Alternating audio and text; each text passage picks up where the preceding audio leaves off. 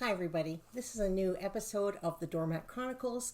This episode is about my paranoid aunt and the 40-year avocado grudge. I just received something in the mail and it is clearly something along the lines of, I'm not talking to you again.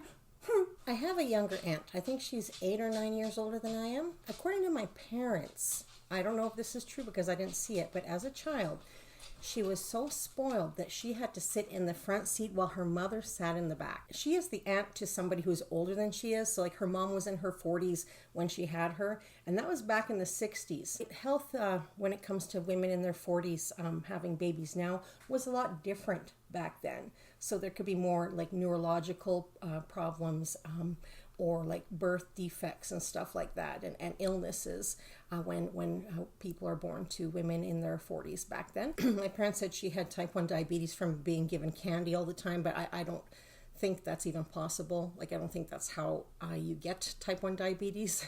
She was apparently getting everything she wanted, and she displays this type of behavior throughout adulthood. So I got back in touch with her in 2024 when my mom died. She suddenly expressed condolences on her obituary, and she had disowned me for 19 years, and I was positive that it was because I tried to get her to speak with my father. If you've seen other episodes of the Doormat Chronicles, my father is an incredibly cruel person, so I thought she was mad about that. I still couldn't understand why she would disown me for 19 years, and when I got to speak with her, I guess I made some sort of offhanded trivial remark that doesn't even sound like it's within my vocabulary. Like, it's not even something I would say, but it was such a passive, stupid remark, and I don't remember exactly what it was, but because I made this remark, she stopped talking to me for 19 years. My mistake was that when she commented on my mom's obituary, I went back into the relationship with her completely submissive with zero boundaries,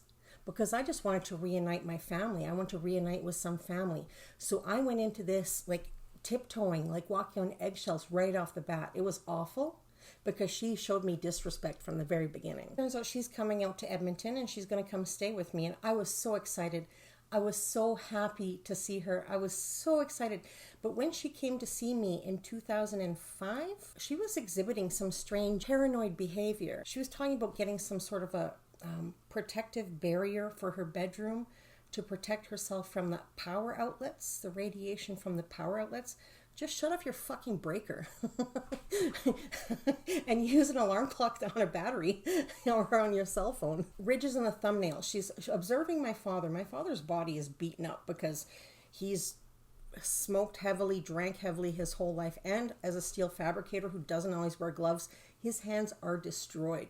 But she's like, your father has these ridges in his nails, and she's noticing in mine, and she's like fucking obsessed with getting sick and health and all this stuff. And I mean, it's good to be health conscious, but this was getting weird. But when I first started talking to her again in 2024, she told me about my father killing my puppy and details that I really shouldn't have known. I guess she learned that from my mom. I don't recall her telling me not to tell my dad, or at least I thought it was that she told me that. And I got mad and I emailed my dad, even though we weren't really speaking by then. And I said, like, this is disgusting.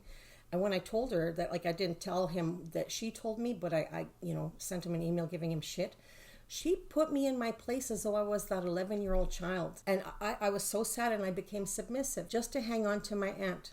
And she was speaking to me like I was fucking 11 years old, giving me shit. Now, what did that accomplish? Like, fuck off.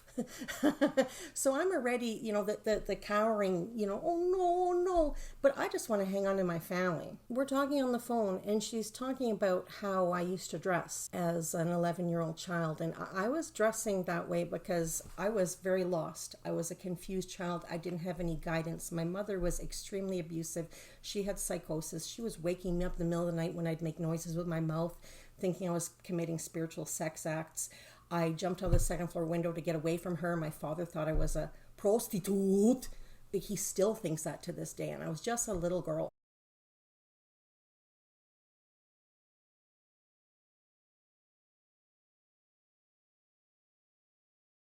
And she was laughing at how I was dressing because she would take me to concerts and she was the whole world to me. I looked up to her like she could walk on water. She was everything. And she would take me to the odd concert. Like she took me to David Bowie, AC/DC, and Metallica. She was laughing at how I was dressing and teasing me how I was dressing when I was 11 years old. I tried to establish boundaries with her. And I said, I don't like to talk about this because it's painful and it's embarrassing. And she kept fucking digging right in, and I let her. I totally let her. And to laugh at how an 11-year-old child is acting, clearly from abuse, is fucking pretty sick. In 2005, I remember when she came to visit, she was starting to get angry and heated at, I think it was Best Buy, over a digital camera, and kind of raising her voice a bit, and I was getting quite embarrassed. She's very materialistic. I won a television at like a work event, and she's like, oh, I want a television like that. And she was obsessed. She's like, no, let's not watch on the old TV. Let's watch on your new one. I have to get one like that. But like, she's very much, she's getting it for herself, but she must have it.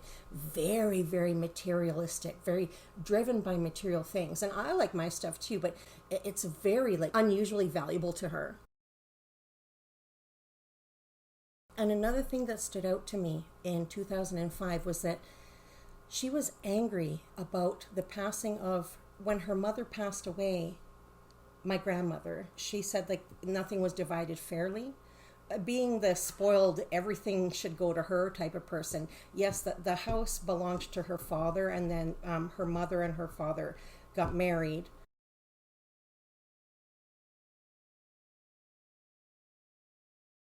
And then had her. So she was entitled to most of the inheritance.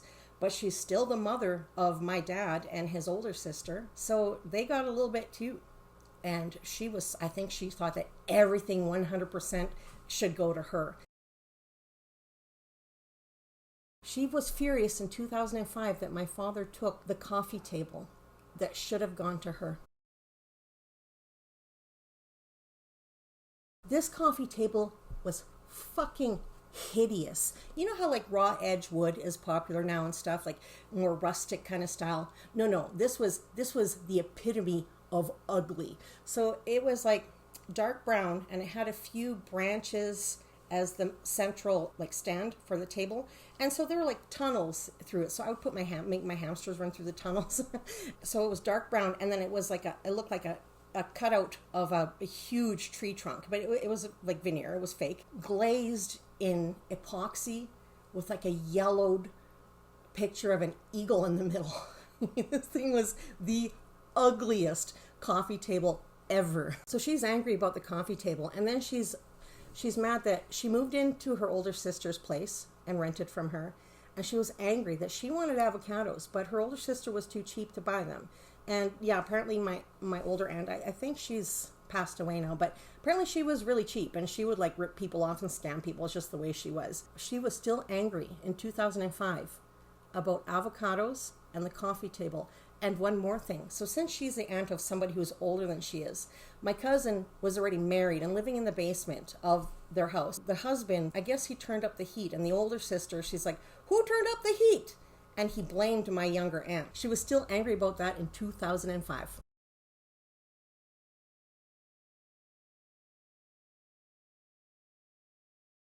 Right when I picked her up at her friend's place, she introduced me to her friend as her half-brother's daughter, already being dismissive as a member of her family. She's always been my aunt. Yeah, she's my half-aunt. Should I call her my half-aunt? It was very dismissive. Like, everything was just weird right off the bat. So she gets into my truck. The first thing she says to me when I grab the steering wheel was that, you have ridges in your thumbnails. Oh no, I think it's worse. And then I'm driving her to the organic store because she prefers to buy organic food, and that's fine. A lot of people do. I mean, there's a lot of chemicals sprayed on our food. As we're driving, she points out 5G towers. And she's like, the COVID vaccine was developed by the elites to kill off the population. And the 5G towers control the metals in the vaccine. And I guess that's some sort of way to control us. Like, she was talking about, but that was what I grasped from it. If you have any cardiovascular activity, you could just drop dead.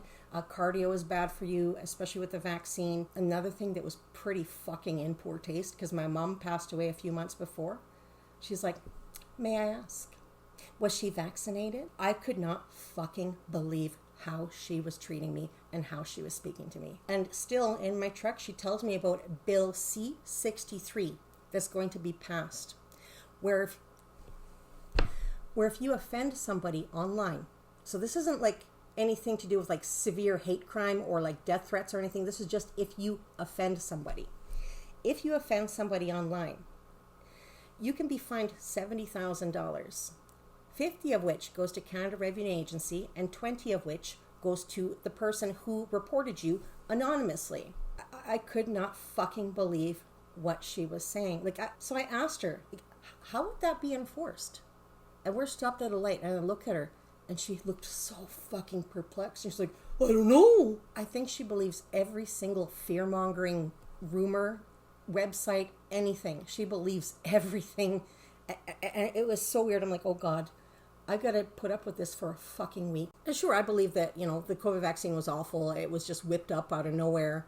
There wasn't enough research. People probably were dying from it. Yeah, absolutely. But like to go as far as thinking 5G towers affect the metals in the vaccine and it was developed by the elites to kill off the population. It sounds so far-fetched and paranoid. Like there's truths to like a lot of things with the government and with the health industry and everything. But this is like some sort of maybe a paranoid disorder, maybe borderline psychosis of some sort. And I like everything in my kitchen red. I have a red stand mixer, kettle, soda stream, ice maker, all sorts of red things. And she's telling me that everything that's red could have lead in it. I have a roaster, an oven roaster, KitchenAid, and it's enameled on the inside white, but the outside's red. So if you put that in the oven, and if there's any white residue, that's lead. And then she's like hinting that I should get a lead testing kit and test everything in my kitchen for lead. Yes, there is lead in things, but this was so fucking weird and extreme that I just couldn't believe that this was happening. So her paranoia that she was exhibiting in 2005 was 100 times worse. And I have a red cutting board and I noticed she didn't want to use that one. And the disrespect she was showing me was so bad. So I was 35 pounds heavier at that time, and I gain weight, especially around here. I still have, I'm pushing my head back, but I still have a little bit, right? So it was quite larger. And she's sitting at my fucking kitchen table, talking about my father's neck, and then telling me that I have a hanging chin like my father. So I make an offhanded remark in 2005, some trivial offhanded remark, and I deserve to be disowned for 19 years to teach me a lesson. But this fucking bitch tells me that I have a hanging chin at my kitchen table. I was so sad. I could not believe it. And then she's making yogurt breakfast for us, and I'm just so happy. I'm reunited with family. I'm so happy. Trixie had a little poop in the middle of the kitchen floor. She sometimes does that, and like her bum nuggets are about that big. So I grab a piece of paper towel, I pick it up, and then I grab a bottle of Vim, kitchen Vim, and I spray 2 squirts on the floor, and I wipe it with a new piece of paper towel. 2 squirts. Suddenly, she's like, what are you doing? Oh my goodness. And she's like cursing and swearing, and she's dumping the top of the yogurt into the sink. I remember the first thing I thought was, oh my gosh, I wonder what happened. I wonder if there's a bug or something. She was speaking to me in such a rude and belittling manner. She was giving me shit. And I was over by my bathroom. I think I was putting the bottle of Vim away. And I started tearing up because I failed my aunt by squirting 2 fucking squirts of Vim. And the way she spoke to me in my home with such disrespect was sick. And I will allow that to hang on to my family. I will become submissive to hang on to the family.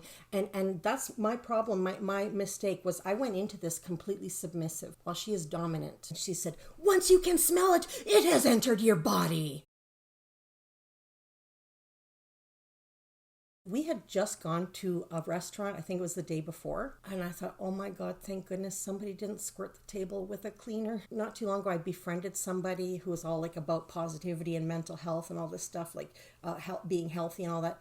And then I noticed she was quite confrontational, and she was confrontational at a restaurant. That embarrasses me so much. So I was so relieved. I can't believe I went to a restaurant with her. I can't believe I did that. But I'm so glad that she didn't freak out there. And then she's on this kick about naturopaths and the medical industry. And yes, the medical industry is all about money. I also believe that it is in the business of keeping people sick to make money. I worked at a doctor's office as administration, and I've seen like salesmen come in and they want you to buy their medication, their product, and they will leave like entire lunch dinners for the whole office. It's definitely an industry to make money. But she was so paranoid, and she said that you have to go to a naturopath for everything.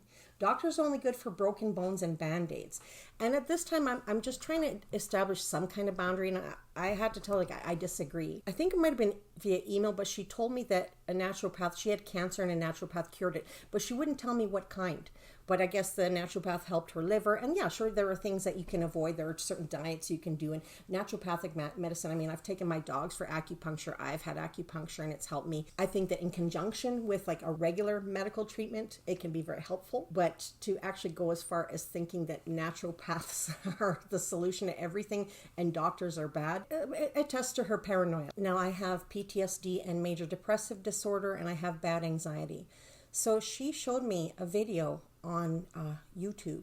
There's a guy, I think he's called Mr. High Level, and she showed me something that I could do for my depression. I'm going to demonstrate that for you. Oh, here's another thing. So I'm bending over and you can see cleavage, right?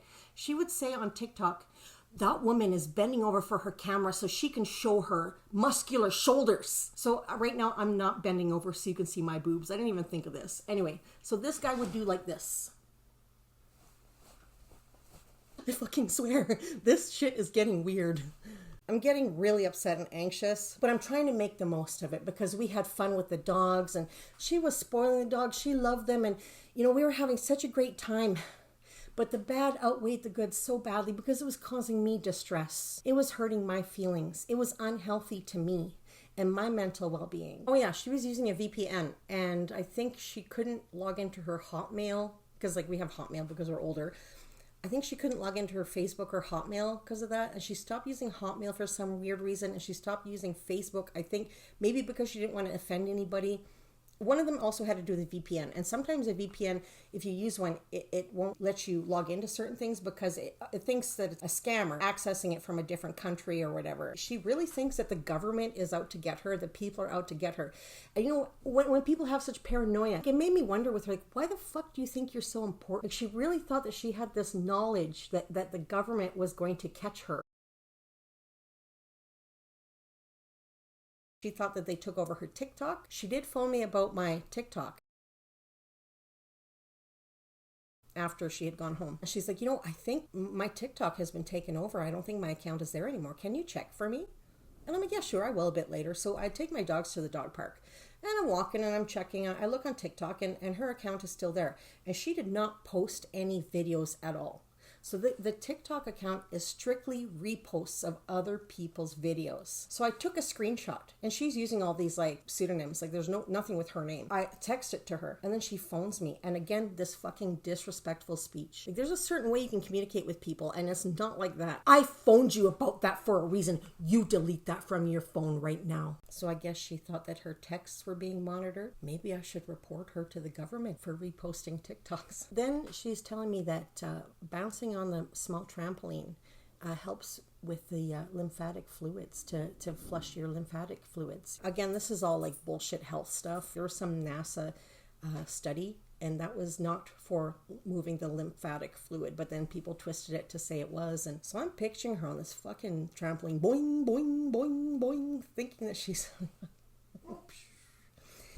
yeah. And when I was reading about the trampoline health stuff, I read that, most people just get injured from these. And I swear, maybe an hour later, she sends me a picture of her foot because I guess the little trampoline snapped shut on her foot. And it was this big, huge bump. Yeah, I'm back to when she was at my house. I gave her my mom's Coach handbag. I bought myself a big Coach handbag and I realized it was too big. And my mom's like, I want that. You realize I just paid $240 for it. Lucky, that's you. And I gave it to her. And so that was my mom's handbag. It was still quite new. And I said, here, this is my mom's handbag. Maybe that's what you can get like as a little inheritance gift, like even though she's not related to my mom. And right away she took it and she started wiping it off. But she started wiping it down. Oh.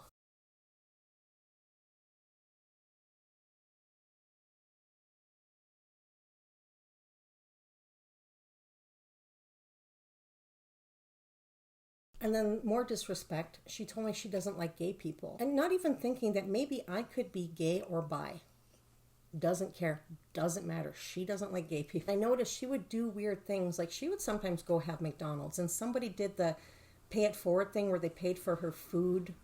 They were ahead of her. And some people do that for content for their social media. I'm doing the pay it forward. Look how great I am. So somebody paid for her cheeseburger or whatever. And she thought that it was like a ploy, like it was some sort of a setup, because she's like, yeah, it tasted very metallic. But then she would go to IKEA and spend a lot of time there and then eat the IKEA rainbow cake from the cafeteria. And I love IKEA food. Well, isn't there like something bad in the red dye in that rainbow cake? And what is IKEA known for? IKEA is the land of off-gassing formaldehyde from the particle board. It's sad. In hindsight, it's very sad, but she was going to come out for my birthday shortly after the last visit, and I just started getting panic attacks, and then I started drinking out of control because I couldn't handle the fact that she was going to come here and I would have to deal with this all over again. So this is detrimental to me, and the disrespect she's showing to me was unreal. So she will disown me for making a trivial comment and then turn around and be completely rude and disrespectful. And then I was going to go to, I think it was Le Petit Chef by myself, and I asked, hey, do you want to come with me? And she tore apart that fucking menu, and I was emailing them. I was getting so much anxiety. Like, this is enough. Enough is enough. And thankfully, we had a falling out, and she didn't come out, and now she doesn't want to speak to me again. Well, I know she watches my content, but I think it was one of my videos about, I mentioned the avocado grudge, maybe the TikTok account. I checked my mail, and I have this like big envelope, and it's from an address I recognize and handwriting I recognize, but it's from Richmond, and she lives in Abbotsford now.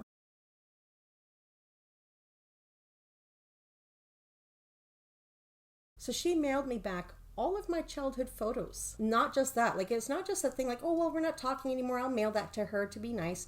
She also returned to me letters I wrote to her in 2006. So this is definitely I'm not talking to you again. I just couldn't believe it. And these are all pictures that I have copies of, except for a few. So there were some that when she took me to an AC/DC concert, when I was dressing funny, I'll put in a picture here zoomed in. I was wearing the concert shirt by then. But the fact that people were laughing at me because of how I was dressing, even though I was suffering, it's just sick. And another one of those pictures of me at the concert, she put these like text stickers over top, text bubble, and it says, where's my date? I was an 11-year-old child. That's not even appropriate. I might be hypersensitive when it comes to these things with children. That's because I suffered as a child. I wasn't even developed. I didn't have breasts. I was a lanky 11-year-old kid. Those pictures are hard for me to look at. I know she watches my content, so yeah, you really got me there. I did suffer when I saw those, and especially that text bubble with where's my date? Like the fact that people laughed at me, a suffering child. But yeah, so this is the story about my paranoid aunt. It's sad. I will always miss her, but the paranoia, like that saying, paranoia will destroy you. Yeah, and it destroys family too. I couldn't handle being around her. And like the grudges and stuff. The fact that she disowned me for making a trivial comment for 19 years and walking on eggshells worried that I might anger her again. And now she's showing me with these fucking photos. That's good. If you want the upper hand, you're not talking to me again. That's healthy for me. Because at this point, I need to show myself love and respect. And that's hard enough as it is. But part of that journey is to distance myself from people who are affecting me in a negative manner.